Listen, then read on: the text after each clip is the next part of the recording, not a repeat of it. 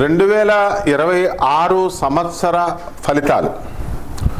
ఓం వసుదేవసుతం దేవం కంసచాణూరమర్దనం దేవకీ పరమానందం కృష్ణం వందే జగద్గురుం. జగద్గురు అయినటువంటి శ్రీకృష్ణ పరమాత్మల వారికి, అలాగే కృష్ణం వందే జగద్గురుం, అర్జునం వందే జగదేక వీరం, జగదేక వీరులైనటువంటి అర్జునుల వారికి, రాధాకృష్ణులకి మనం నమస్కరిస్తూ, మనం సంపూర్ణంగా ఈ 2026 సంవత్సరంలో మనకు జరిగేటటువంటి మంచి చెడులు, ఆదాయ వ్యయాలు, ఇలా అంతా కూడా జనవరి 2026 సంవత్సరం నుంచి డిసెంబర్ 2026 సంవత్సరం వరకే ఫలితాలని మనం చెప్పుకుందాం. మొట్టమొదటిగా మనం గ్రహస్థితిని కనుక చూసినట్లయితే, గురుగ్రహము ఈ సంవత్సరం అంతా కూడా మనకి మే 14వ తేదీ వరకు మనకి మిథున కర్కాటక రాశుల సంచారం చేస్తూ ఉంటుంది. అక్టోబర్ 18 నుంచి డిసెంబర్ 5వ తేదీ వరకు 2025 సంవత్సరంలో కర్కాటక రాశిలో సంచరించినటువంటి గురుడు ఆయన మళ్ళీ తిరిగి మిథున రాశిలోకి వెళ్ళిపోతాడు. మళ్ళీ మే 14, 2026 సంవత్సరం తర్వాత మిథున రాశిలో ఉన్నటువంటి గురుడు సంపూర్ణంగా మనకి కర్కాటక రాశిలోకి వచ్చేస్తాడు. ఇది మొట్టమొదట మార్పు. రెండవ మార్పు శనిగ్రహము. ఈ శనిగ్రహము వక్రించడాలు అవన్నీ కనుక మనం చూసుకున్నట్లయితే, మీనరాశిలో వక్రించినటువంటి శని 2026 సంవత్సరం పూర్తిగా వక్రత్యాగం చేసి మళ్ళీ రుజుప్రవర్తనలో సవ్య దశలో శనిగ్రహం మీనరాశిలో ఉంటాడు. ఇది రెండవ మార్పు. ఇక మూడవ మార్పు, కుంభరాశిలో ఉన్నటువంటి ఈ యొక్క రాహుగ్రహము మే 29వ తేదీన మనకేం జరుగుతుందండి, 2026 సంవత్సరంలో ఇది కుంభరాశి నుంచి మనకి మకర రాశి సంచారం చేయడం జరుగుతుంది. ఇది మూడవ మార్పు. నాలుగవ మార్పు, కేతుగ్రహం కూడా అదే సమయంలో మే నెలాఖరికల్లా 2026 సంవత్సరం నుంచి మనకి సింహరాశిలో ఉన్నటువంటిది కర్కాటక రాశిలోకి వస్తుంది. ఇది మేజర్ ప్లానెట్స్ చేసేటటువంటి మార్పులు. ఇక చిన్న గ్రహాల సంగతి మనకు తెలిసిందే.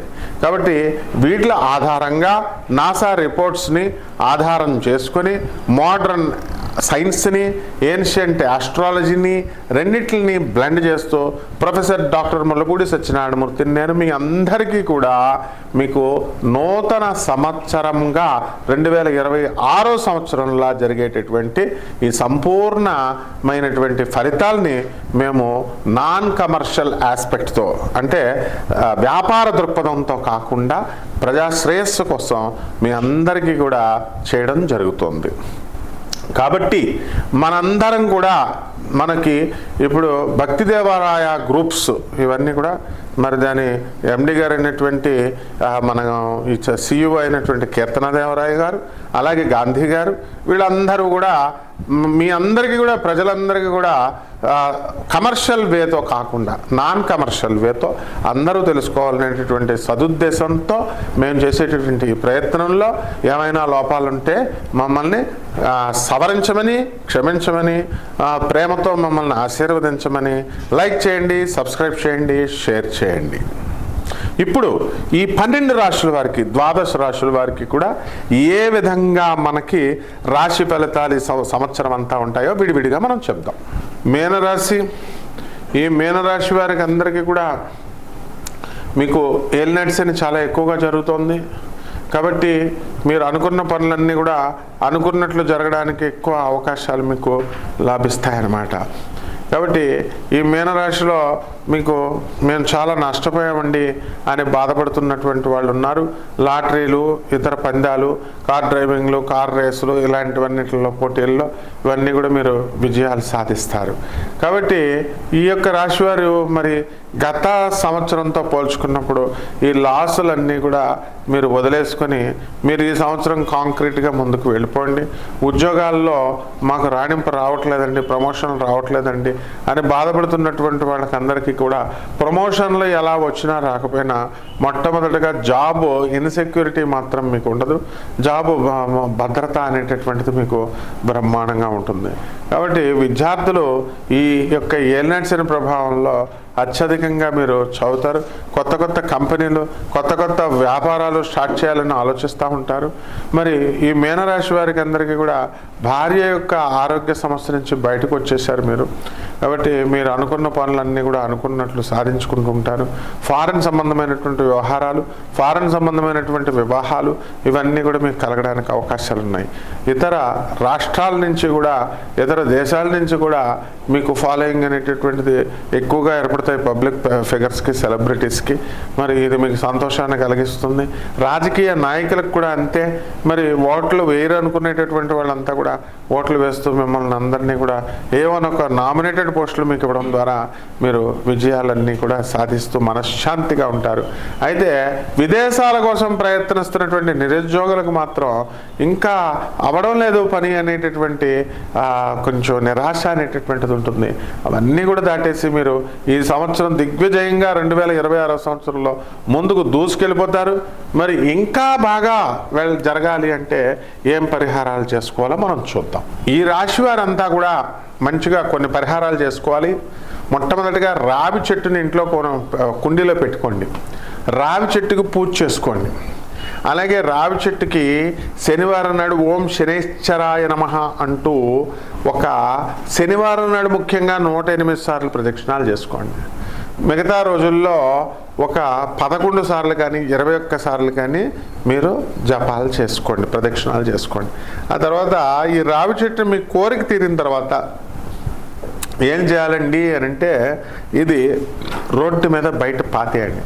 అలా వదిలేయకుండా నీళ్లు వేసి దాన్ని పెంచండి. ఇది దినదిన ప్రవర్ధమానం అవుతూ ఉంటే మీ జాతకం బ్రహ్మాండంగా ముందుకు వెళ్తూ ఉంటుంది. ఇది మొదటి పాయింట్. రెండో పాయింట్ ఏంటంటే ఏలినాటి శని కొంతమందికి బాధ పెడుతుంది, కొంతమందికి అర్ధాష్టమ శని ఉంది, కొంతమందికి అర్ధాష్టమ శని ఉంది. కొన్ని గ్రహాలు మీ వ్యక్తిగత జాతకాలను చూసి చెప్పాలా. మరి ఆ వాటిల్లో మీకు ఇన్ జనరల్గా చెప్పేది ఏంటంటే మనకి శని జపం చేసుకోండి, శని స్తోత్రాలు చదవండి, శనికి కిలోంపావు నల్ల నువ్వులని నల్లని వస్త్రాలను ఇచ్చి పేద బ్రాహ్మణులకి శనివారం నాడు ఉదయం 8 గంటలకి దానం చేసుకోండి. అలాగే మూడో పాయింట్ ఏంటంటే దశమహావిద్యల్లో ఒకటైనటువంటి మహాకాళి అమ్మవారి యొక్క మంత్రానుష్ఠానం చేసుకోండి, మంత్ర జపం చేసుకోండి. మరి ధర్మంగా మీరు వెళ్ళినట్లయితే చక్కగా మీకు మంచి జరుగుతుంది. ఇక నాలుగో పాయింట్ ఏంటంటే అనాథలకి, సాధువులకి, తర్వాత వికలాంగులకి, పేదవారికి వాళ్ళని నిర్లక్ష్యం చేయకుండా వీళ్ళందరికీ కూడా మంచిగా చేసుకుంటే బ్రహ్మాండంగా ఉంటుంది. ఇక దక్షిణముఖంగా రాగి చెమ్మును తీసుకొని దాని నిండా నీళ్లు పెట్టుకొని దక్షిణముఖంగా తల పెట్టుకొని పడుకుంటూ ఆ దక్షిణ దిక్కులో ఈ రావి జమ్ము నీళ్ళని పెట్టుకోండి. మర్నాడు నిద్ర లేవండి, ఆ నీళ్లు తాగండి, బ్రహ్మాండంగా మీకు సరిపోతుంది.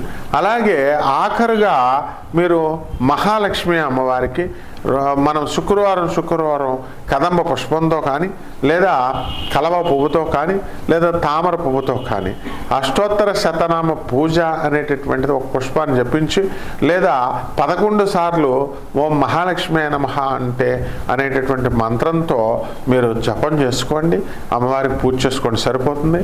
మరి గుర్తుంచుకోండి, కేవలం పసుపు కుంకాలు వేసేసి మనం ధర్మకార్యాలు చేయకుండా పూజ చేసేస్తే సరిపోయింది అని అనుకోవద్దు. మనం పేదవాళ్ళ పట్ల ఎప్పుడూ కూడా కరుణ కలిగి ఉండాలి. వికలాంగుల పట్ల, సాధువుల పట్ల, అనాథల పట్ల మనం చూపించేటటువంటి ఆదరణ చేసినప్పుడు మాత్రమే ఈ రెమెడీస్ అనేటటువంటివి ఫలిస్తాయి. శుభమస్తు.